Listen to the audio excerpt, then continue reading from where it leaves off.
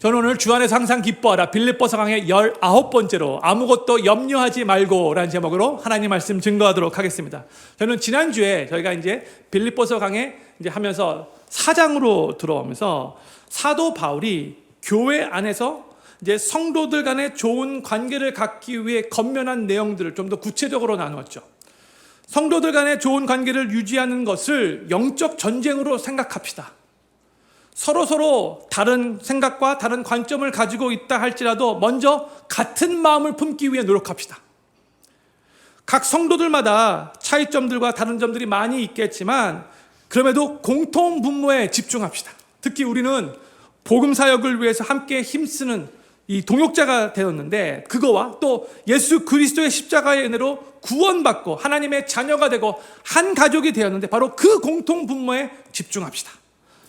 그리고 우리 삶을 힘들게 하는 성도들이 있을 수 있는데 그렇다 할지라도 하나님께서 뜻이 있으셔서 그 힘들게 하는 그 사람마저도 내 삶에 허락하신 거라고 믿음으로 받아들이며 먼저 감사하고 기뻐합시다. 그리고 그럴 수도 있겠다. 그럴 수도 있겠지. 이런 관용의 마음으로 상대방 입장에서 먼저 생각하며 이해하도록 노력합시다. 이런 내용들을 지난주에 우리가 나눴죠. 그리고 사도 바울은 이제 오늘 본문 말씀으로 들어와서 성도들에게 걱정하지 말 것에 대해서, 염려하지 말 것에 대해서 권면을 시작합니다. 근데 제가 지난주에 빌립보서 4장 말씀을 나누면서 1절에서 주 안에서 서라, 그렇죠? Stand firm in the Lord. 그 내용이 영적인 전쟁을 의미하면서 곧바로 이제 2절부터 5절까지의 내용이 이제 성도들과의 관계를 좁게 맺는 것을 우리가 영적 전쟁으로 이해한다라고 말씀을 나눴는데 그 주 안에서 서라, 굳게 서라라는 그 1절 내용이 오늘 본문 말씀에도 곧바로 적용이 됩니다. 그러니까 염려하지 말아야 될 것도 영적 전쟁으로 이해해야 한다고 학자들이 그렇게 말을 하고 있어요. 그래서 이 염려하지 않는 것도 영적 전쟁으로 이해하시면서 오늘 본문 말씀의 내용을 잘 들어주시면 좋을 것 같아요. 다시 한번 우리 6절 말씀을 우리 다시 한번 오늘 본문 말씀 2절밖에 안 되는데 설교 중에 여러 번 읽을 거예요. 기억하시기를 바라는 마음이에요. 오늘 6절 다시 한번 큰 소리 읽겠습니다. 시작. 아무것도 염려하지 말고 오직 모든 일에 기도와 간구로 너희 구할 것을 감사함으로 하나님께 아뢰라. 아멘. 아무것도 염려하지 말래요. 아무것도. 그런데 이 세상을 살아가는 모든 사람들은 다 걱정거리들을 하나 둘, 많은 사람들은 뭐 3, 4개 다 갖고 살아가고 있는 것 같아요. 걱정거리가 하나도 없는 사람은 없어요. 만약에 있다면 아마 천국에 사는 사람일 거예요. 이 세상을 살아가면서 다 걱정거리들이 다 있어요. 미국에서 가장 많은 사람들이 갖고 있는 병이 뭔지 아십니까? 염려병이라고 해요. 한국말로 염려병 이런 게 있나요? 근데 영어로 하면 anxiety disorder예요. anxiety disorder. National Institute of Mental Health, 영어로 NIMH라고 하는데 이 NIMH에 의하면 미국에 사는 18살 이상의 성인들 중에 무려 31.1%가 이 anxiety disorder의 병에 걸린 적이 있다라고 말을 해요. 그러니까 3명 중에 1명 걸로 염려병을 걸린 거예요. 그렇죠? 그리고 이 anxiety disorder는 매년 그 숫자가 증가하고 있고요. 특히 이번에 코비드 팬데믹을 통과하면서 훨씬 더 많이 증가했다라고 합니다. 그런데 이 anxiety disorder는 그냥 조금 뭐 걱정거리들을 갖고 살아가는 그 정도를 말하는 게 아니고요. 이것을 병으로 부를 정도로 그냥 일반적으로 생활하기가 쉽지 않아서 치료가 필요해서 약을 먹을 정도의 그런 상태를 말하는 거예요. anxiety disorder, 염려병인 거죠. 미국의 수많은 사람들이 이 anxiety disorder로 인해서 의사에게 처방받아 먹는 약값만 해도 1년에 약 $70 billion가 된대요. 700억 불. 한 2명만 와 해줬는데 우리 필그림교회 성도님들 이 정도 가지고 전혀 놀라지 않아요. 뭐 껌값이에요, 껌값. 그렇죠? $70 billion? 뭐 그게 뭐 많다고. 요즘에 한국 돈으로 이렇게 환율로 계산하면 한국 돈으로 100조 원이나 되는 거예요. 아, 이제 감이 오시네, 이제. 영어가 좀 약하셨어. 그러니까요, 미국 성인들이 엄청나게 이 염려병 때문에, anxiety disorder 때문에 돈을 많이 쓰고 있다는 거예요. 이게 정말 심각한 거죠. 성도님들은 보통 어느 정도로 걱정을 하며 살아가고 계시는지요? 오늘이 2024년 6월 2일 주일인데 이 시간 하나님 앞에 예배 드리는데 지금 성도님들 마음 가운데 가장 마덜되는 걱정거리는 무엇인지요? 보편적으로 저희가 걱정하는 걱정거리들이 무엇인가 한 8가지로 제가 이렇게 생각해 봤어요. 이거는 순위가 아니고 그냥 쭉 나열할게요. 첫 번째는 재정적인 문제. 두 번째는 직장 혹은 사업체에서의 문제. 이제 학생들은 이제 학업의 문제가 될 수 있겠죠. 그다음에 사람들과의 관계에서 오는 문제. 그다음에 건강의 문제. 부모님들은 자녀들을 생각하면서 또 걱정을 많이 하고 또 배우자끼리 또 걱정도 하고 또 신분의 문제. 우리 한국 사람들 미국에 살면서 신분의 문제 때문에 힘들어하시는 분들도 꽤 많이 계시죠. 근데 미래에 대해서 불확실함 때문에 오는 이런 걱정거리들이 우리 삶에 많이 있어요. 그런데 이러한 걱정거리들이 우리 삶 가운데 있는데 성경은 우리에게 이러한 많은 걱정거리들이 있다 할지라도 걱정하지 말라, 염려하지 말라라고 명령하고 있다는 거예요. 그러니까 걱정거리들이 생길 때에 막 그 때문에 전전긍긍하면서 그 걱정에 얽매여 살지 말라라고 말하고 있는 거죠. 근데 우리의 문제가 뭐냐면요, 너무나 많은 사람들이 너무나 쉽게 걱정하면서 살아가고 있기 때문에 어떠한 문제가 생길 때에 걱정하는 것을 당연한 거라고 생각하는 게 우리의 문제예요. 분명히 하나님께서 걱정하지 말라고 명령하셨음에도 불구하고 이 걱정하는 것에 대해서 큰 문제로 보지 않는다는 거죠. 그게 우리의 문제예요. 신앙 있는 크리스찬이라 할지라도 걱정하면서 살고 있는데 그걸 문제로 생각하지 않는 거예요. 오늘 주님께서 우리에게 뭐라고 말씀하시는가? 오늘 본문 말씀 다시 한번 두 번째예요. 6절과 7절. 한번 이번 오늘 설교 끝나면 이거 외우셔야 돼. 같이 한번 읽겠습니다. 시작. 아무것도 염려하지 말고 오직 모든 일에 기도와 간구로 너희 구할 것을 감사함으로 하나님께 아뢰라. 그리하면 모든 지각에 뛰어난 하나님의 평강이 그리스도 예수 안에서 너희 마음과 생각을 지키시리라. 아멘. 다시 6절 말씀 비춰주세요. 아무것도 염려하지 말래요. 아무것도. 대신 감사함으로 하나님께 아뢰래요. 근데 보세요. 나는 지금 걱정거리 때문에 지금 막 걱정이 막 엄습해 오고 있어요. 근데 어떻게 그 상황에서 감사가 나옵니까? 조금 비현실적으로 들리지 않습니까? 그런데도 불구하고 삶에 걱정거리들이 있을 때, 막 걱정이 내 삶에 막 이렇게 엄습해 오려고 할 때, 그때 감사하는 마음을 가지고 하나님께 한번 기도해 보라는 거예요. 이게 성경의 가르침이에요. 그 상황 가운데 어떻게 감사가 나올 수 있는가? 뭘 지금 감사하라고 하는 건가? 뭘 감사하냐면요, 그 걱정거리들마저도 하나님께서 내 삶의 주관자가 되셔서 내 삶에 허락하신 것이라는 것을 믿고 하나님께서 여전히 내 삶의 주인이 되시니까, 하나님이 여전히 내 삶을 선한 목자가 되셔서 인도하고 계시는 분이시니까 하나님께서 결국 모든 것을 합력하여 결국 선을 이루실 것을 믿으면서 그 하나님을 신뢰하며 먼저 감사하라. 그러면서 하나님 앞에 모든 것을 기도로 맡기라. 그런 뜻인 거죠. 그러할 때 7절에서 말하는 거예요. 하나님의 평강이 우리 마음과 생각을 지킬 것이다 라고 말씀하고 있어요.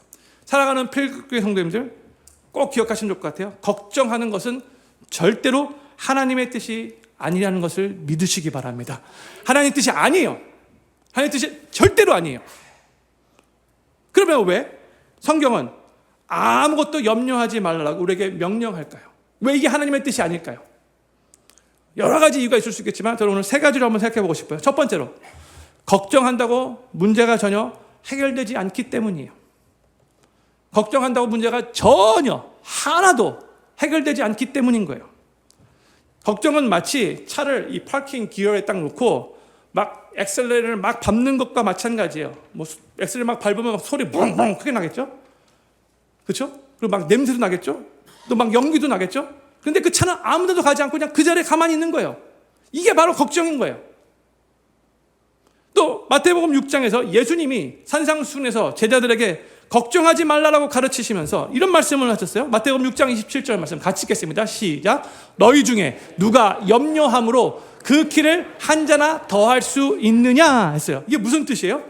너희가 아무리 걱정해봤자 걱정한다고 나아지는 게 없다, 그 뜻이죠. 너희가 만약에 걱정을 많이 했을 때 너희들 키가 쑥쑥쑥 자란다면 걱정 계속 해야죠. 근데 전혀 그런 변화가 없다는 거예요. 걱정은 아무 문제를 해결할 수 없습니다. 걱정한다고 해서 과거가 바뀌나요? 안 바뀌어요. 이미 엎질러진 물 주워 담을 수 없는 거예요. 또 걱정한다고, 내가 지금 걱정한다고 해서 그 걱정 때문에 내 미래가 바뀌나요? 아니요. 전혀 미래가 바뀌지 않아요. 걱정은 현재 우리만 지금 불안하게 만들고 더 두렵게 만드는 거예요. 걱정은 아무런 효력이 없어요. 영어로 worry doesn't do any good이에요. 오늘 제가 영어 조금 많이 사용해도 이해해 주시면 좋을 것 같아요. worry doesn't do any good이에요. 백해무익이에요. 사자성어로. 아무런 유익이 없어요. 해만 있어요. 걱정은 아무 문제를 해결하지 못할 뿐만이 아니라 걱정은 하면 할수록 문제가 더 크게 보이게 만들어요. 그렇죠? 조그만 언덕과 같은 문제였다 할지라도 걱정하게 되면 큰 산으로 보이는 거예요. 걱정은 부정적인 생각의 결과이거든요. 이거 어떡할까? 이거 어떻게 될까? 부정적인 생각의 결과가 걱정이에요. 그러니까 사탄이 그 부정적인 생각을 통해서 틈을 타고 우리 생각 가운데 일하는 거예요. 우리가 사탄에게 이 틈을 줘서는 안 돼요. 성경의 얘기 이미 여러 번 들으셨을 텐데 저희가 하는 걱정 가운데 무려 40%는 절대로 일어나지 않을 일인데 지레 겁먹고 불안해하는 거라고 해요. 일어나지도 않을 거예요. 40%는. 근데 먼저 미래 생각할 때 내가 막 초조하는 거야. 일어날까 봐. 40%가 그렇대요. 그리고 30%는요. 이미 일어났던 일이라고 해요. 과거에 일어난 것 때문에 지금 걱정하는 거래요. 그러니까 이미 일어난 일 이제 바꿀 수도 없는 건데 괜한 걱정을 하는 거예요. 과거에 일어난 건 가지고. 그리고 22%는요. 너무나 사소해서 사실 무시해도 되는 일이래요. 굳이 그것 때문에 얽매일 필요 없는 거래요. 그런데 우리의 그 불안한 마음이 계속해서 그것들을 막 부풀리고 크게 만들고 우리 영혼을 짓눌리게 만드는 거예요. 조그만 일인데도 내 스스로 그렇게 크게 생각하는 거죠. 마지막으로 4%는 그 일이 일어난다 할지라도 우리의 힘으로 어떻게 할 수 없는, 어쩔 수 없는, 바꿀 수 없는, 그냥 받아들일 수밖에 없는 일인 거예요.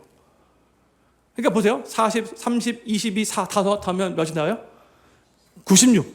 그러니까 이 96%는 우리가 하는 96%의 걱정은 쓸데없는 불필요한 걱정이라는 거예요. 쓸데없는 거. 아주 유명한 신학자인 라이놀드 리브라는 분이 계세요. 제가 신학교에서 공부할 때 이분이 쓴 그 기도문을 읽고 정말 마음에 많이 와닿았어요. 여러분도 아마 들으셨을 거예요. Serenity Prayer라고 그래요. 한국말로 제가 읽어드릴게요. 제가 번역을 이렇게 했어요.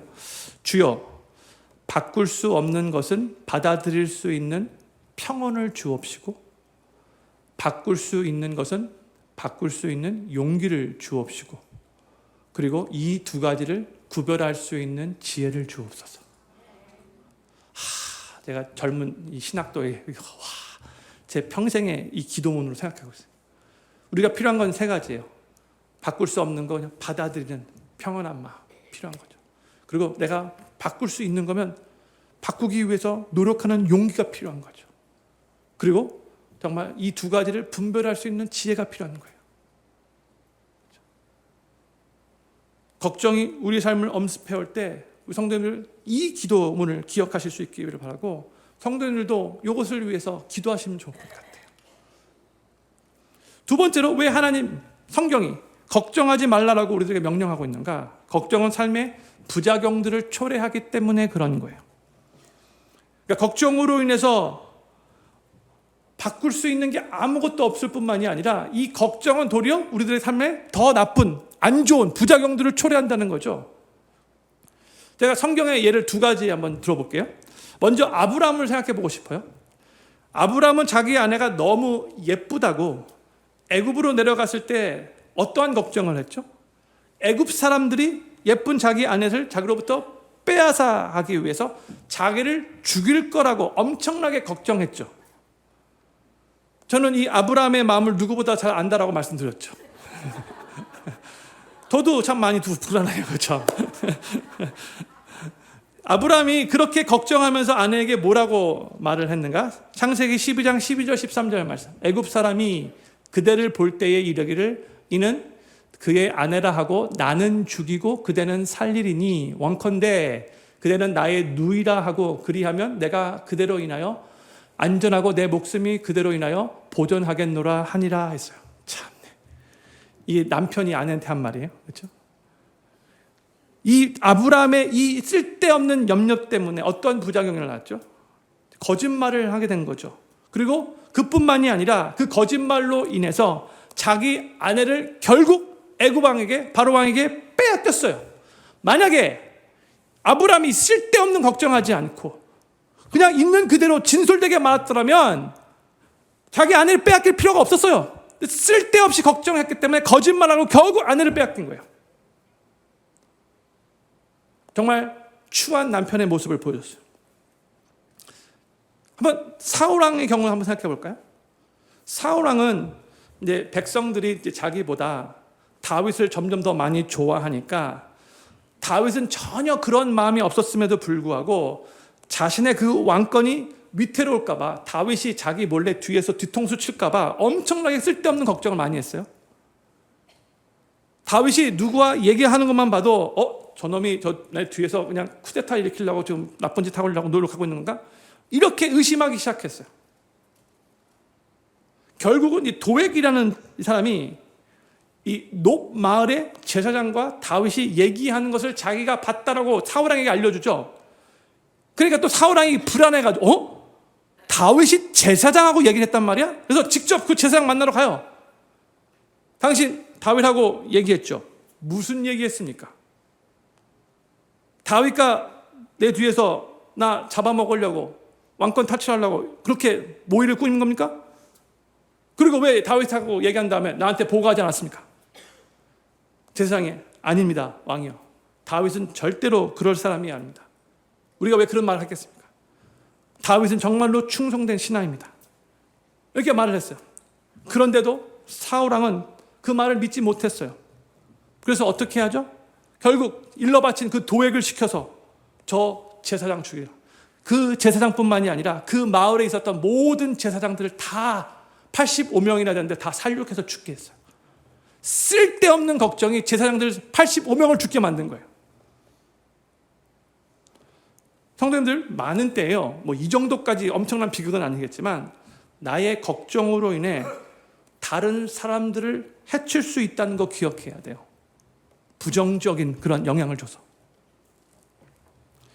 근데 또 염려는 다른 사람을 해칠 뿐만이 아니라 또 자기 자신을 해치는 부작용을 난다는 것을 또 우리가 알아야 돼요. 잠언서 12장 25절 말씀 우리 같이 읽겠습니다. 시작. 근심이 사람의 마음에 있으면 그것으로 번뇌케 하나 선한 말은 그것을 즐겁게 하느니라 했어요. 근심이 사람의 마음을 번뇌케 하기 때문에 거기서 오는 많은 부작용들이 있는데 그 중에 하나가 자신의 건강을 해치는 거예요. 걱정이 건강을 많이 해쳐요. 전에 타임지 커버에 이런 글이 올라왔어요. Anxiety and worry is the greatest health issue facing America today. 수많은 건강의 문제들이 걱정으로부터 요인되고 있다 했어요. 형님들, 우리의 몸은요 원래 하나님이 처음 창조하실 때에 걱정하도록 창조한 몸이 아니에요. 걱정은 하나님의 창조 원리와 어긋나요. 걱정과 우리 몸은 잘 조화를 이룰 수가 없는 거예요. 그런데 걱정을 많이 하는 사람들은 하나님께서 원래 그렇게 창조하지 않으셨기 때문에 그로 인해서 보통 위궤양, 두통, 요통, 신경통, 소화불량, 불면증 같은 이런 증세가 많이 나타나죠. 보세요. 걱정 많이 하는 사람들에게 이런 증상 한두 개 다 있어요. 또 성도들, 걱정은요 다른 사람들을 부정적으로 전염시킵니다. 우리 인간은 처음에 태어날 때 걱정하면서 걱정 없이 태어나죠. 그렇죠? 갓난아기는 걱정이라는 것을 몰라요. 그런데 이 아이가 성장하면서 부모에게로부터 걱정을 배우고 습득을 해요. 부모들은 자녀들을 사랑하는 마음으로 자녀가 잘 되기를 위해서 그렇게 걱정하겠지만, 자녀들이 부모가 걱정하는 것을 보면서 걱정을 배운다는 것을 기억하셔야 돼요. 한번 우리 성도님들의 자녀가 예를 들어 한 10살 정도 됐다고 생각해보죠. 10살. 10살이에요. 10살짜리 아이가 부모와 함께 저녁 식사를 하면서 대뜸, 아빠, 다음 달 렌트비 낼 돈 마련했어요? 이 질문. 우리 다음 주에도 이 음식 먹을 수 있는 거예요? 아무 문제 없죠? 요즘에 해로운 것들이 참 이 음식에 많이 있다고 하는데 저 이 음식 먹고 암 걸리면 어떡하죠? 부모로서 자녀로부터 그 얘기를, 10살짜리 자녀로부터 그 얘기를 들을 때, 와, 우리 아이 정말 많이 성숙했네? 흐뭇한 부모 있을까요? 아니죠. 그렇게 걱정 많이 하는 자녀를 보고 부모가 걱정이 되겠죠. 성도님들, 내가 걱정을 많이 하면 우리 자녀들이, 또한 우리 가족들이, 또한 우리 주변에 있는 사람들이 나로 인해 걱정을 전염받아서, 그 걱정이 전염되어서 그들도 걱정하게 되고 걱정을 배우고 걱정이 더 커진다는 거 기억하셔야 돼요. 안 좋아요. 부작용이 많아요. 걱정. 세 번째로, 왜 하나님이 걱정하지 말라라고 명령하셨는가? 걱정 자체가 죄이고 불순종이기 때문이에요. 이건 영적인 의미로 해석하면 좋을 것 같아요. 세상 사람들은 걱정을 죄라고 생각하지 않겠죠? 근데 성경은 걱정을 죄라고 말을 해요. 걱정은 신실하신 하나님을 신뢰하지 못하는 죄이고, 걱정하지 말라는 하나님의 명령에 불순종하는 거죠. 그런데 거의 모든 사람들이, 심지어 예수님 믿는다고 하는 크리스천들마저도 이 걱정이 하나님께 불순종하는 거라고 생각하지 않아요. 이것을 죄라고 생각하지 않죠. 걱정이 너무 흔해서 다 걱정하기 때문에 사람들이 걱정하는 것에 대해서 민감하게, 심각하게 받아들이지 않아요. 보세요. 성경에서 간음하지 말라, 살인하지 말라, 거짓 증거하지 말라, 이런 명령에 대해서는 맞아, 하지 말아야지, 죄짓지 말아야지, 이렇게 마음에 와닿아 결심해요. 그런데 우리 삶에 이 걱정거리들이 막 생기고 막 걱정이 엄습해 오면, 우리가 그 걱정을 볼 때에 이 간음이나 살인이나 거짓 증거한 것 같이 그렇게 생각하지 않죠. 하나님이 염려하지 말라라고 명령했기 때문에 내가 이 상황에서 염려하면 안 되지, 하나님께 모든 걸 다 의탁하고 맡겨야지, 이렇게 생각해야 되는데, 그렇게 생각하는 것보다 당연히 이 정도는 염려해도 되는 거 아니야? 다른 사람들 다 이런 것 때문에 염려하는데 뭐 it's okay, 이렇게 염려를 너무나 쉽게 당연한 걸로 생각한다는 거예요. 염려하지 않기 위해서, 이 염려라는 죄를 짓지 않기 위해서 간절하게 몸부림치며 노력하는 것이 없다는 거예요, 별로. 그런데 우리가 걱정에 대해서 이런 태도를 갖고 있는 한, 우리는 평생 이 염려의 문제, 걱정의 문제를 해결할 수 없어요.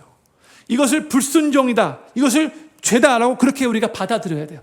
그래야지만 그 가운데 하나님 앞에 회개할 수 있고요, 이 걱정의 문제가 점점점 우리 삶 가운데 없어질 수 있는 거예요. 그러면 왜 걱정이 이게 죄가 되고, 이게 왜 걱정이 불순종인가? 조금 더 깊이 있게 생각해 보고 싶어요. 걱정은요, 엄밀히 말해서 근본적으로 컨트롤의 문제, 컨트롤. 지금 내 삶의 주인이 여전히 나인가? 예수님을 믿었다라고 고백을 했는데 여전히 내가 내 삶의 주인인 양 살고 있지는 않은가? 아니면 정말 내 삶의 주인은 예수님이신가? 내가 예수님께 내 삶의 모든 컨트롤을 다 내어드렸는가? 이 문제인 거예요. 누가 삶의 주인인가? 그래서 우리 삶의 걱정에 막 엄습해 올 때에 지금 내가 내 삶의 주인인 양 착각하며 있지는 않는가? 우리 스스로를 점검해 봐야 돼요. 저희가 이미 빌립보서 강해 2장 말씀 나눌 때, 우리가 예수님을 우리 삶의 구세주를 영접하고 크리스천이 되었다라는 이 말은 더 이상 내가 내 삶의 주인이 아니다, 이제부터는 예수님이 우리 삶의 주인이다, 이제부터 우리가 그 주님의 다스림을, 통치를 받으며 살아야 한다. 이 말씀 나눴잖아요. 그렇죠? 그렇기 때문에 이제부터는 우리 삶의 주인 되시는 예수님께서 우리의 삶을 온전히 다스리시고 인도하시고 책임져 주신다는 것을 믿어야 되는 거예요. 만약 내가 내 삶의 주인이라면 내가 다 책임져야 하는 게 당연한 거겠죠. 그러나 내 삶의 주인이 이제 예수님이시라면 그때부터는 내가 아니라 예수님께서 책임지실 거예요. 이걸 믿어야 된다는 거죠. 예수님이 내 삶의 주인이 됐다는 말은 예수님께 내 인생 비행기의 조종대를 내어드렸다라는 말과 같은 거예요.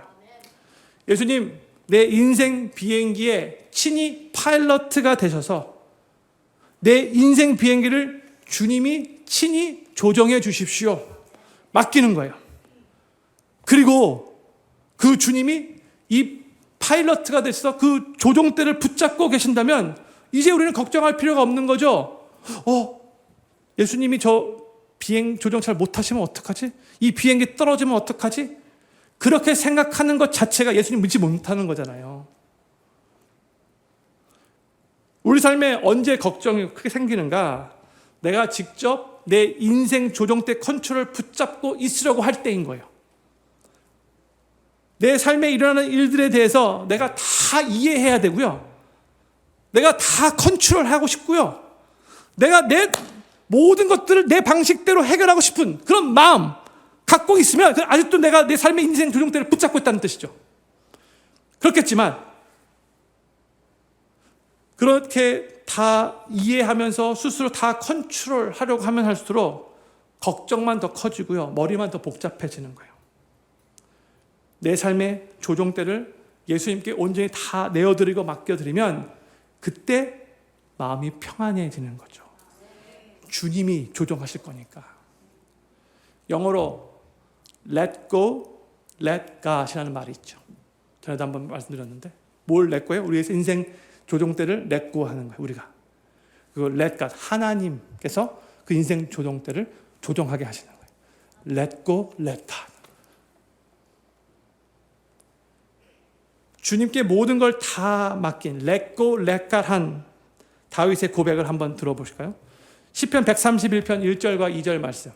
여호와여, 내 마음이 교만치 아니하고 내 눈이 높지 아니하오며 내가 큰 일과 미치지 못할 기이한 일을 힘쓰지 아니하나이다. 실로 내가 내 심령으로 고요하고 평온케 하기를 젖된 아이가 그 어미 품에 있음 같게 하였나니 내 중심이 젖된 아이와 같도다 했어요. 1절 말씀 다시 한번 보세요. 다윗이 내가 큰 일과 미치지 못할 귀한 일을 알려고 힘쓰지 않으니까 이 삶을 살아가는 동안에 우리가 모든 것을 다 이해하지 못하잖아요. 어떤 어려운 일도 생길 때 왜 이런 일이 나에게 있지? 다 이해하지 못해요. 그렇죠? 근데 그런 걸 다 이해하려고만 애쓰면 애쓸수록 너무나 불안한데 그것 가지고 다 이해하지 않아도 괜찮습니다. 애쓰지 않고 다 주님께 맡기니까 내 영혼이 평안하다 이렇게 고백을 하고 있는 거죠. 그리고 2절에서는 이해하지 못할 것들을 다 알려고 하지 않고 오히려 하나님께 다 맡겨버리니까 엄마 품에 있는 어린 아이와 같이 평안해진다 이렇게 고백을 하고 있어요. 어린 아이는 엄마 품에만 안기면 울다가도 뚝 그치는 거예요. 평안해지는 거예요. 성도님들 정말로 우리 삶에 일어나는 일들 다 이해하지 못할 때가 많을 거예요. 죄악이 관영한 이 세상을 살아가면서 모든 거 다 이해 못할 거예요. 우리 예수님 다시 재림하실 때 그때 천국에서 주님께 질문하시면 돼요. 다 이해 못해요. 그런데 다 이해가 안 되겠지만 이 세상을 살아갈 때에 어려운 일을 닥치고 이해가 안 되는 일이 닥칠 때에 이 세 가지 진리는 확실하게 붙잡고 있어야 돼요. 그 상황 속에서. 첫 번째, 하나님은 온 우주 만물의 주관자가 되신다는 거예요. 하나님은 내 삶에도 주관자가 되신다는 거예요. 이건 꼭 붙잡고 있어야 돼요.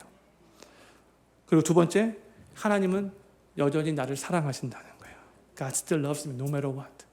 하나님 나 사랑하시는 거예요. 그리고 하나님은 결국 모든 것을 합력하여 선을 이루실 거라는 거예요. 이 세 가지 진리만 확실하게 붙잡고 있으면 되는 거죠. 그래서 주님 앞에 내 삶을 맡기는 거예요. 유명한 구절 베드로전서 5장 7절 말씀 같이 한번 큰 소리로 읽겠습니다. 시작. 너희 염려를 다 주께 맡겨버리라. 이는 저가 너희를 권고하심이니라. 아멘. 그래서 영어로 cast all your anxieties on him because he cares for you 이렇게 말했어요. 한국말로는 염려를 맡겨버리라고 이렇게 번역이 되었지만 영어로 뭐라고 번역되면 cast라고 번역됐어요. cast는 던져버리라는 뜻이거든요. 실제로 헬라 원어를 봐도 이 에피립토라는 단어가 사용됐는데 던지다라는 뜻을 갖고 있는 단어예요. 우리에게 걱정거리들이 생길 때에 뭐 스트레스 받는 일, 뭐 화나는 일, 막 불안하고 두려운 일, 막 이해가 되지 않는 일, 괴로운 일, 이 모든 걱정거리들을 하나님께 던져버리래요. 캐스트하래요. 하나님, 이 걱정거리들 내 거 아닙니다. 이거 하나님 겁니다. 하나님 가지십시오. 던지라는 거예요. 하나님께 던져버리래요. 그러면서 하는 말이 뭐예요? 그렇게 던져버리라고 왜 말씀하시는 거예요? Because he cares for you. 하나님이 여러분을 케어하시기 때문에 그렇다는 거죠. 그런데 우리가 계속 걱정거리들이 계속해서 이렇게 생길 때에 막 걱정이 막 엄습해 올 때에 그때마다 이 걱정거리들을 하나님 앞에 던지는 훈련을 해야 돼요. 내 것이냐 붙잡고 있으면 안 돼요. God, this is not mine. This is yours. Okay, here? 던져버려야 된다는 거예요. 이 훈련을 계속 해야 돼요. 근데 우리의 문제가 뭐냐면 하나님께 던져버린 다음에 가서 다시 주워오잖아요. 던진 다음에 또 가서 주워와요. 이게 낚시로 치면은 딱 낚시 쳤는데 다시 막 끌어당기는 거죠. 던지고 끌어당기고 던지고 끌어당기고 수도 없이 많이 해요. 한 번 던진 거 다시 가져오려고 하지 마세요. 하나님 앞에 한 번 던진 거 하나님 앞에 다 맡겨버리세요. 오늘 본문 말씀 6절을 다시 한번 읽겠습니다. 6절 같이 읽겠습니다. 시작. 아무것도 염려하지 말고 오직 모든 일에 기도와 간구로 너희 구할 것을 감사함으로 하나님께 아뢰라 했어요. 여기 보면 아무것도 염려하지 말고 대신 뭐 하라고 말하고 있냐면 모든 일에 기도하래. 하나님 앞에 아뢰래요. Let your requests be made known to God 이렇게 말하고 있어요. 제가 캘리포니아에서 사역했을 때 그 교회 바로 옆 교회 미국 교회 목사님 모시고 새벽기도 특별 강사로 하는데 요 구절을 가지고 그 영어 미국 목사님이 이걸 아주 심플하게 이렇게 말씀을 하시더라고요. Worry about nothing, pray about everything. 마음에 파가 닿죠. 이 영어는 쉽죠.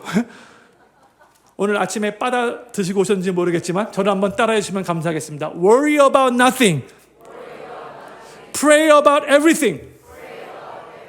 Thank you very much. 정말이에요. 근데 우리는요, 걱정거리들이 생겼을 때 걱정하면서 쓸데없는 시간을 보낼 때가 많잖아요. 걱정거리를 묵상해요. 하나님 말씀 별로 묵상하지 않고 걱정거리는 묵상. 그래서 밤에 잠을 못 자는 거예요. 걱정거리 묵상하다가. 근데 성경의 가르침이 뭐냐면 걱정거리 묵상하지 말고 그 시간이 있으면 기도하라는 거예요. 하나님 앞에 기도하라고.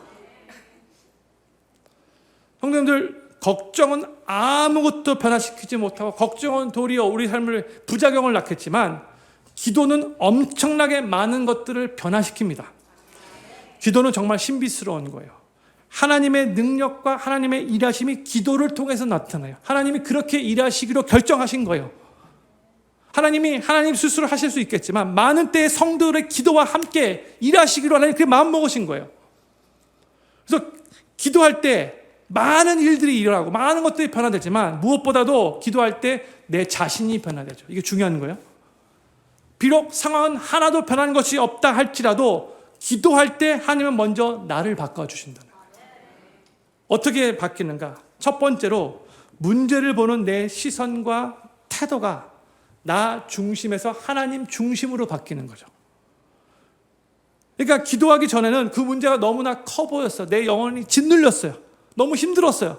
근데 기도하면서 점점 하나님께 집중하다 보니까 그 문제보다 더 크신 하나님을 볼 수 있게 되는 거죠. 시선이 바뀌는 거예요. 관점이 바뀌는 거예요. 태도가 바뀌는 거예요. 그리고 두 번째로 내가 기도할 때에 그 문제를 극복할 수 있는 인내와 지혜와 능력을 하나님께로부터 받게 되는 거예요. 그런데 이제 내가 문제를 놓고 기도하면 하나님께서 먼저 나를 바꿔주시는데 근데 또 감사하게도 종종 하나님이 너무나 간절하게 정말 이거는 하나님께서 환경을 바꿔주시지 않으면 안 됩니다. 그런 경우가 있잖아요. 그때 그래서 간절하게 기도할 때 하나님이 또 종종 환경도 바꿔주세요. 그 환경이 나에게 결국 선이 되도록 바꿔주시는 거죠. 그런데 하나님께서 환경을 바꿔주실 때에 우리가 꼭 기억해야 할 게 있어요. 하나님은요, 순식간에 환경을 하루아침에 바꾸시지는 않아요. 시간을 좀 가지세요. 왜 그런가? 뭐 여러 가지 이유가 있겠지만 저는 이게 정말 중요한 일이라고 생각해요. 이거 꼭 기억하시면 좋을 것 같아요.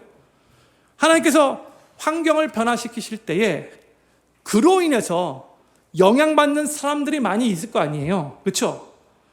근데 우리 하나님은 공평하신 하나님이잖아요. 저 하나 잘 되게 하기 위해서, 오중석이 한 명 잘 되게 하기 위해서 그 상황이 바뀜으로 말미암아 다른 사람들이 불이익을 당하게 하시지 않으신 분이 우리 하나님이세요. 공평하신 하나님이잖아요.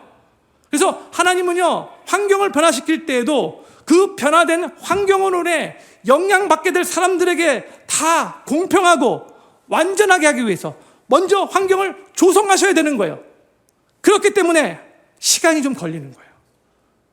모든 사람들이 다 공평하게 하나님이 일하시고 역사하셔야 되기 때문에 그런 거예요. 이거 기억하셔야 돼요. 그리고 우리가 이제 걱정거리들 앞에서 걱정하지 않고 하나님께 기도하며 다 아랠 때 7절에서 이런 약속의 말씀이 우리에게 주어져요. 마지막 오늘 본문 말씀 7절 같이 읽겠습니다. 시작. 그리하면 모든 지각에 뛰어난 하나님의 평강이 그리스도 예수 안에서 너희 마음과 생각을 지키시리라. 아멘. 여기 보면 우리가 걱정하지 않고 하나님 앞에 기도할 때에 하나님의 평강이 우리 마음과 생각을 지키시리라 이렇게 말하고 있어요. 여기서 지키시리라라는 말이 영어로는 will guard라고 번역되어 있어요. guard라고. 헬라 원어를 보면 프루레오라는 단어예요. 이 단어는 수호하다, 보호하다, 지켜준다라는 뜻을 갖고 있는 군대 용어예요. 군대 용어. 그래서 guard라고 영어로 표현한 거예요. 제가 이미 말씀드렸듯이 빌립보 도시는 어떤 도시였어요? 대부분 태역 장군들이 또 그 후손들이 살고 있었던 리틀 로마와 같은 그런 도시라고 했죠. 그래서 이 도시에는 다른 도시보다 로마 군인들이 아주 많이 주둔하고 있었어요. 이 빌립보 교회의 특징이에요.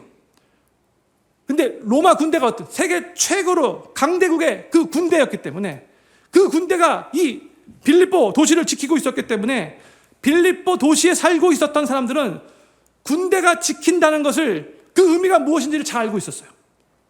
군대가 그 도시를 지켜줌으로 인해 그 안전함과 평안함과 질서가 어떻게 유지되는 것을 알고 있었던 거죠. 그래서 사도 바울이 오늘 본문 말씀을 쓰면서 의도적으로 이 빌립보 교회 성도들이 이해할 수 있는 이 guard라는 단어, 이 단어를 픽업해서 사용한 거예요. 근데 보세요. 오늘 본문 말씀에 우리가 걱정하지 않고 하나님께 기도하면 로마 군대가 아니라 바로 만군의 주 여호와 하나님께서 하나님의 평강으로, 하나님의 샬롬으로 우리의 마음과 생각을 지켜주실 것이다 라고 약속하고 있다는 거예요. 그 어떤 문제도, 그 어떠한 사탄의 공격이라 할지라도, 그 어떠한 걱정거리라 할지라도 하나님의 평강보다 더 크지 못하고 더 세지 못한 거잖아요. 여러분들 워싱턴 DC에 가면 National Gallery of Art 뮤지엄이 있어요. 혹시 가보신 분 계신가요? 우리 필그림교회 성도님들은 말씀과 기도만 매년 전념하기 때문에 이런 예술 생활 거의 안 하시는 것 같은데 이 공짜 박물관이에요. DC에 있는 박물관은 거의 다 공짜예요. 여기 사시면서 좀 인조이 하시면 좋을 것 같은데 제 아내가 공부를 그렇게 해가지고 예술에 좀 조예가 깊어서 월요일 때 이제 가끔씩 박물관을 방문을 합니다. 이 National Gallery of Art 하면 웨스트 빌딩 갤러리아 룸 49에 가면은요 피터 폴 루벤이 그린 Daniel in the Lion's Den 사자굴 안에 있는 다니엘이라는 그 그림이 있어요. 그림 한번 볼까요? 어디에 있어요? 이 그림이 어디에 있어요? National Gallery of Art West Building 갤러리 룸 49에 있어요. 한번 가보세요. 공짜예요. 네. 앤디 스탠리 목사님이라는 분이, 그러니까 유명한 찰스 스탠리 목사님의 아들이에요. 이분이 이제 사역 초기에 아주 젊은 나이에 사역 때문에 많은 어려움을 겪고 있었어요. 그래서 많이 낙심되고 힘들어했는데 어떤 그래도 나이 많이 드신 믿음의 성도가 자신의 집으로 목사님을 초대해서 함께 식사를 했어요. 그리고 식사한 후에 바로 이 그림을 목사님께 보여줬죠. 보세요. 어떻게 보면 대적들의 괴계로 인해서 다니엘이 사자굴에 던져진 거잖아요.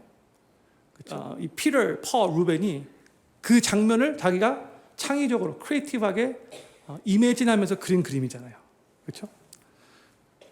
그런데 이 그림을 보면서 목사님, 이 그림에서 뭐가 보이십니까? 질문을 했대요. 다니엘 바로 옆에 생각보다 사들이 많이 그려져 있네요. 그리고 사자들이 어떻게 좀 무섭게 보이네요, 아주. 그리고 다니엘의 위에 환한 빛이 비춰지고 있네요. 이런 식으로 대답을 했대요. 그런데 이분이, 목사님 다시 한번 보시면 좋을 것 같아요. 또 뭐가 보이시나요? 글쎄요, 좀 이렇게 머뭇거리고 있는데 그때 그분이 이렇게 말씀을 하셨대요. 다니엘의 눈을 한번 보세요, 목사님. 다니엘의 눈이 지금 저 무섭게 보이는 사자들을 향해 있지 않고 하늘에 계신 하나님을 바라보고 있는 그 눈을 보십시오. 그래서 말씀. 성도님들은 삶에 많이 힘들고 불안할 때, 많은 걱정거리들이 이렇게 생길 때에 무섭게 보이는 그 사자들을 바라보고 계십니까? 아니면 온 우주 만물을 창조하신, 전능하신, 여러분을 사랑하시는 하나님을 바라보고 계십니까? 다니엘이 저 사자굴에서 하나님만을 바라보고 있을 때에 하나님께서 저 사자들의 입을 막아주신 거죠. 하나님 바라보고 있을 때 하나님이 일하시고 역사하신 거죠. 사랑하는 필그림교회 성도님들, 우리 하나님은 우리를 그 누구보다도, 그 무엇보다도 끔찍하게 사랑하시는 아빠, 아버지이십니다. 우리 하나님은 항상 변함없이 신실하신 분이십니다. 실수가 없으신 하나님이십니다. 하나님은 온 우주 만물을 주관하시고 또한 우리 인생을 주관하시는 전지전능하신 하나님이십니다. 그리고 그 하나님은 하나님의 자녀들인 우리의 삶에 모든 것을 합력하여 선을 이루시는 분이십니다. 그 하나님께서 오늘도 여기 계신 성도님들 한 분 한 분에게 말씀하세요. 아무것도 염려하지 마라. 대신 나를 바라보고 감사하는 마음으로 나에게 먼저 기도하라. 그리하면 내가 나의 평강으로, 세상에 주는 평강이 아니라 하늘의 평강으로 너의 마음과 생각을 지킬 것이다. 저는 필교회 모든 성도님들이 삶의 많은 걱정거리들로 인해 힘들고 불안하고 두렵고 걱정이 엄습해 올 때에도 하나님의 사랑과 하나님의 신실하심과 하나님의 실수 없으심과 하나님의 주권과 하나님의 능력을 신뢰하시고 그 하나님께서 결국 모든 것을 합력하여 선을 이루실 거라는 것을 확신하시며 아무것도 염려하지 마시고 감사함으로 하나님께 기도하심으로 인해 모든 지각에 뛰어난 하나님의 평강이 마음과 생각을 지키는 그 은혜를 삶 가운데 경험하시게 되기를 우리 구주 예수님의 이름으로 간절히 축원합니다. 우리 다 같이 자리에서 일어나셔서